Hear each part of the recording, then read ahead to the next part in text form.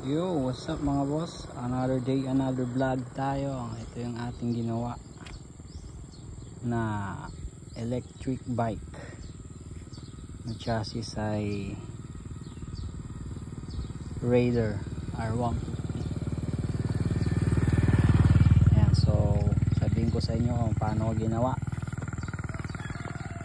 Ito ay chassis ng Raider 150. Yan, ng carb na Raider. Upuan ng FI.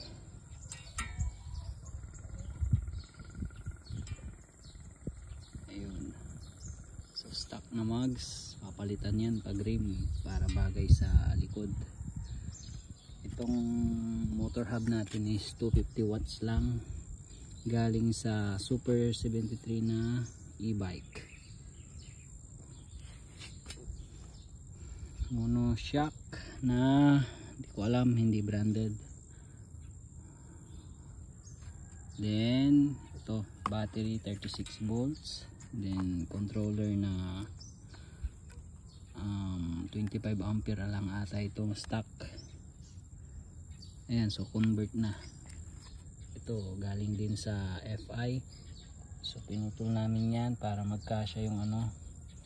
So modify talaga ang nangyari, gawa ng hindi rin kasya yung ito pa yung sprocket nya.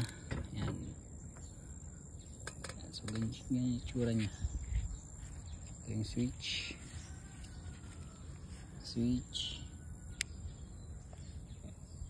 sa 40 volts full charge. Yan. So ang brake lang is sa harap lang.